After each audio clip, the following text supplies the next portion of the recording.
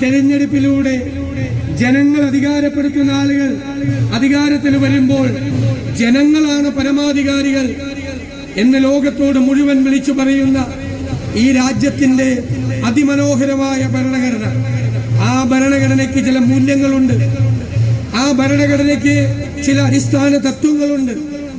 അത് നിലനിർത്താനുള്ള പോരാട്ടത്തിലാണ് നാം ഇന്ന് കടന്നു പോകുന്നത്.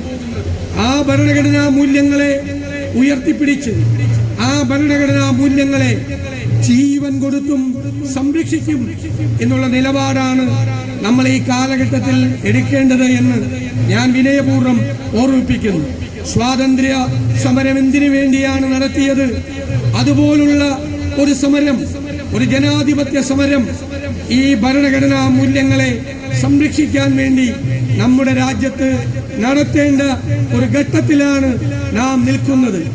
ജീവൻ പണയം വെച്ചും ഈ രാജ്യത്തെ ചോരയിൽ എഴുതി വെച്ച സ്വാതന്ത്ര്യ സമര സേനാനികൾ അവരുടെ ചോരയിൽ എഴുതി വെച്ച ഈ ഭരണഘടനാ മൂല്യങ്ങളെ എന്തു വില കൊടുത്തും സംരക്ഷിക്കും എന്നുള്ള പ്രതിജ്ഞയാണ് ഇന്ന് പുതുക്കേണ്ടത് എന്ന് മാത്രം വിനയപൂർവ്വം ഞാൻ ഒരിക്കൽ കൂടി ആവർത്തിച്ച് നിങ്ങളോട് പറയുന്നു.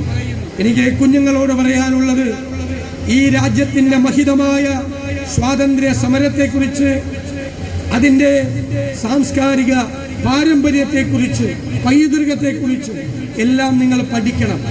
അപ്പോഴാണ് നമ്മുടെ മനസ്സിൽ അഭിമാനവും ആ സ്വാതന്ത്ര്യത്തിന്റെ വിലയും അതിന്റെ മഹത്വവും നമുക്ക് ബോധ്യമാകുന്നത്.